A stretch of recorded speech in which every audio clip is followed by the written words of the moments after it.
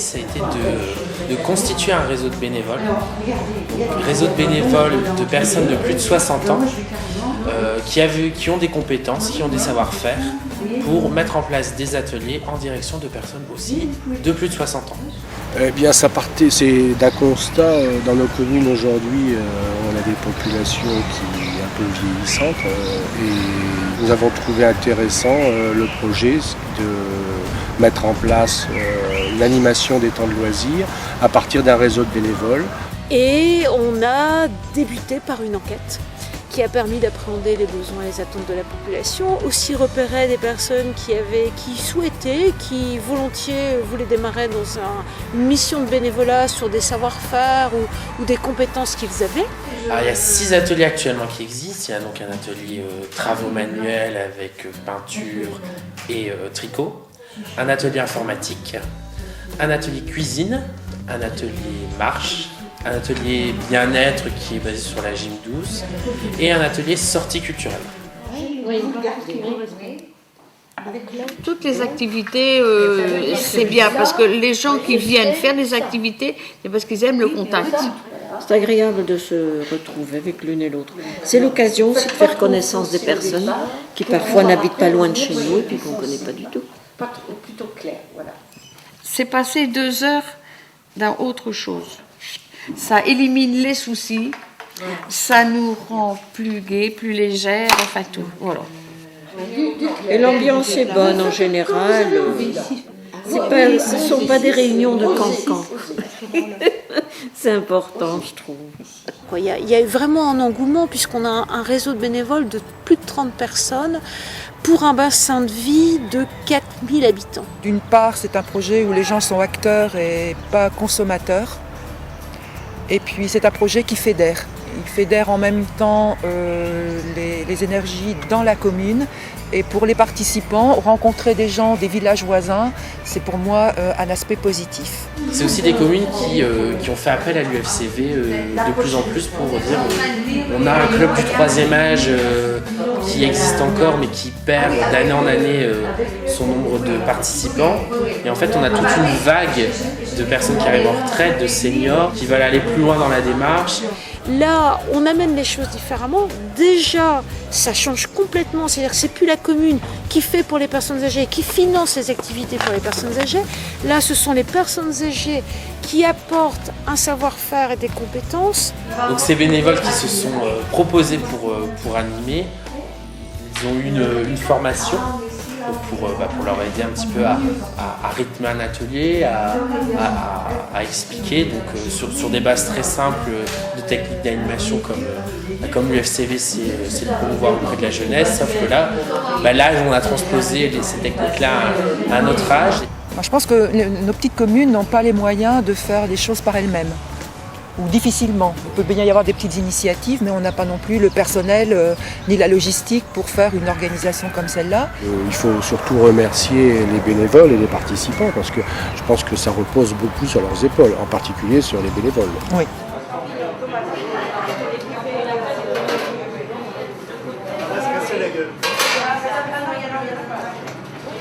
Les patates, c'est à peu près une demi-heure, ça va. Les haricots verts, ça doit être à peu près pareil. Mais il suffit de goûter pour savoir s'ils sont à point, croquants ou pas cuits. Christine me disait qu'est-ce que vous voulez faire, je dis moi un petit peu de tout. Et puis comme ma voisine Bernadette, elle dit moi je sais faire de la pâtisserie. Et j'ai dit moi je travaille en restauration, allez on va se lancer dans la cuisine. Et voilà.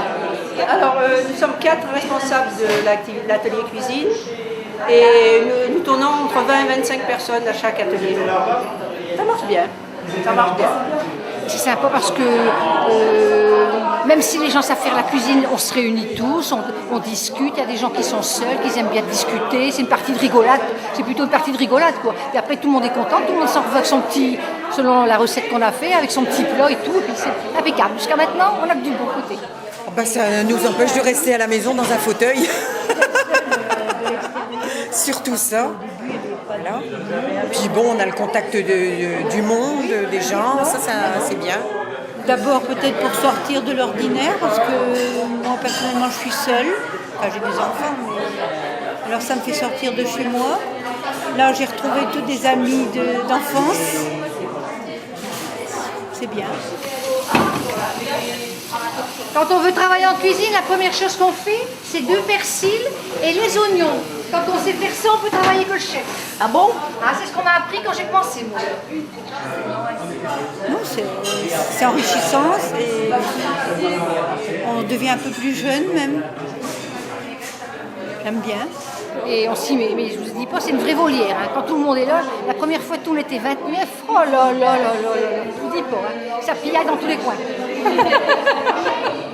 Déjà l'ambiance et puis on apprend plein de choses en fait, surtout atelier couture, enfin atelier cuisine, hein.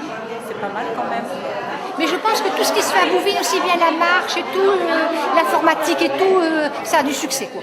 Bien parce que à Bouvines, c'était un petit village, il n'y a jamais eu, bon selon les moyens, on n'a jamais pu faire grand chose à Bouvines. Et puis maintenant qu'il y a ça, ben, c'est tout, on est lancé quoi. On espère que ça va continuer, quoi. Moi je connaissais l'UFCV surtout pour ses activités en faveur de l'enfance et vu l'audience qu'a l'UFCV sur Bouvines, on n'a pas hésité à lui faire confiance.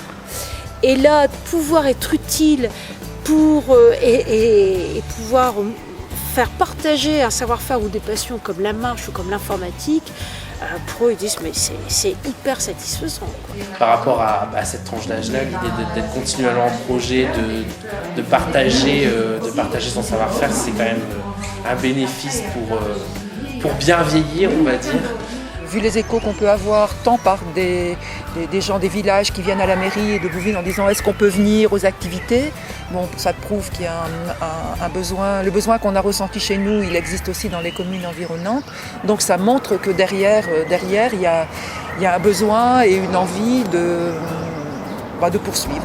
Mais aussi, on ne sent pas sur le bord de la route les gens qui sont dans la détresse ou dans la solitude. Donc il faut encore aller un petit peu plus loin. Là, pour l'instant, effectivement, on a on doit constituer le noyau dur des bénévoles et des participants.